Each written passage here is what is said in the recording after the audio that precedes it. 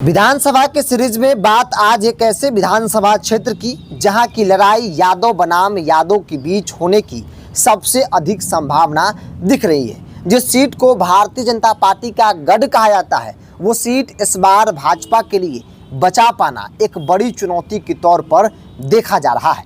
क्योंकि इस बार विपक्षी पार्टियां न सिर्फ एकजुट है बल्कि सोशल इंजीनियरिंग का भी विशेष ख्याल रखा जा रहा है। नमस्कार, द इंडिया टॉप देख रहे हैं, मैं हूं आपके साथ बिरजू सिंह। देखिए, विधानसभा के अलग अलग वीडियो में अलग अलग विधानसभा क्षेत्र के जातीय समीकरण, मजबूत दावेदार और कौन कमजोर कौन मजबूत जातीय फैक्टर से लेकर तमाम बातों की चर्चा हम करते हैं। आज की इस वीडियो में बात कर रहे हैं पटना साहिब विधानसभा क्षेत्र की, जिसे भारतीय जनता पार्टी का गढ़ कहा जाता है, माना जाता है, जहां से विधायक हैं नंद किशोर यादव, भारतीय जनता पार्टी के हैं, विधानसभा के अध्यक्ष भी हैं।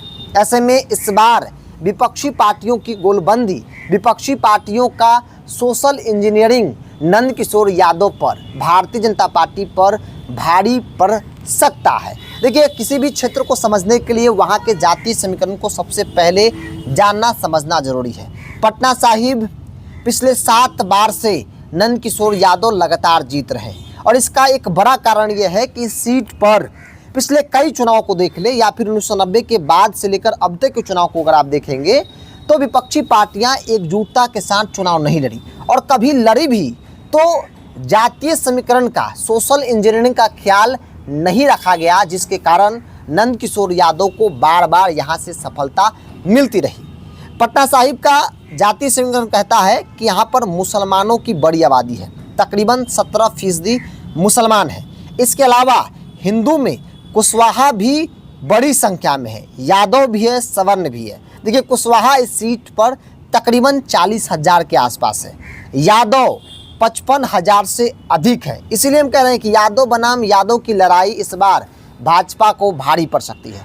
सवर्ण ऑल ओवर ले लिया जाए तो तकरीबन 30,000 से अधिक है, SC/ST 45,000 प्लस है। अब सवाल है कि कौन लड़ेगा, किस पर दाव लगाया जाएगा, क्योंकि महागठबंधन के अंदर यह बहुत स्पष्ट माना जा रहा है कि कांग्रेस पार्टी पटना साहिब विधानसभा सीट से अपना उम्मीदवार देगी।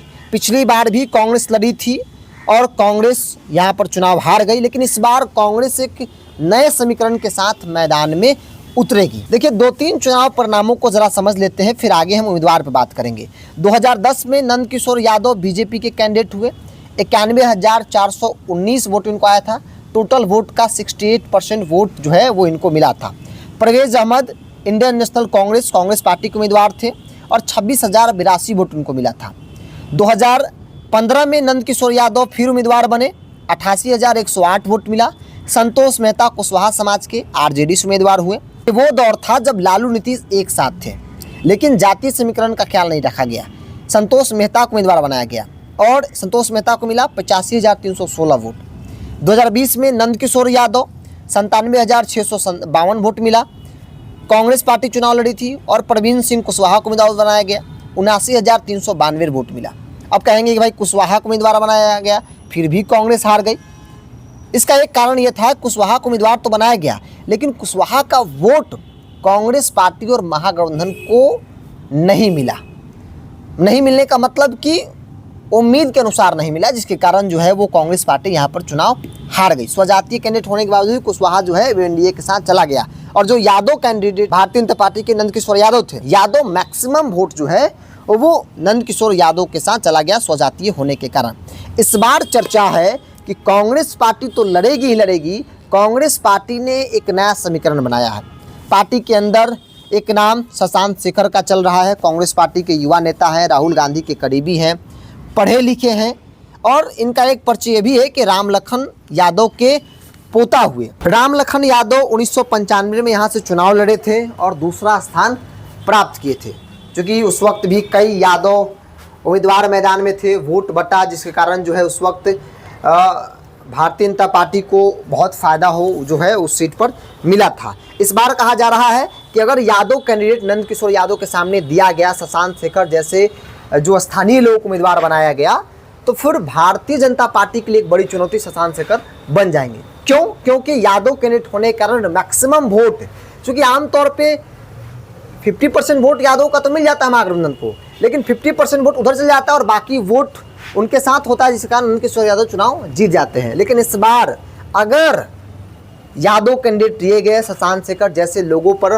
दाव लगाया गया, तो जो यादव वोट बैंक है मैक्सिमम महागठबंधन कांग्रेस पार्टी के साथ रहेगा और कांग्रेस पार्टी का सिंबल होगा, तो फिर अपर कास्ट का वोट में भी सिंधमारी आसानी से हो सकती है। बैकवर्ड वोट भी आसानी से कांग्रेस को मिल सकता है। कांग्रेस का सिंबल का ये फायदा यहाँ पर जो है वो हो सकता है। तो इसलिए कहा जा रहा है कि इस बार एक बड़ी चुनौती, एक बड़ा संकट बीजेपी के लिए पटना शाही में जो है वो देखने को मिल रहा है। चूंकि ऑलरेडी यहाँ पर मुसलमानों की बड़ी आबादी है, यादव यहाँ पर बड़ी संख्या में है, SC/ST है, और इन तमाम वोट बैंक में कांग्रेस जो है वो अपनी पकड़ जो है वो कांग्रेस महागठबंधन की मानी जाती है। और इस लिहाज से कहा जा रहा है, राजनीति को जानने समझने वाले लोग कह रहे हैं कि अगर यादव कैंडिडेट यहाँ पर दिया गया, कांग्रेस पार्टी ने यादव कैंडिडेट दे दिया, तो निश्चित तौर पर नंदकिशोर यादव और भारतीय जनता पार्टी के लिए अपना गढ़ किला बचा पाना एक बड़ा संकट जरूर बन जाएगा। बहरहाल आप क्या मानते हैं? आप भी अपनी राय को कमेंट्स बॉक्स में रखिए। इस पूरी रिपोर्ट में इतना ही। बहुत बहुत धन्यवाद।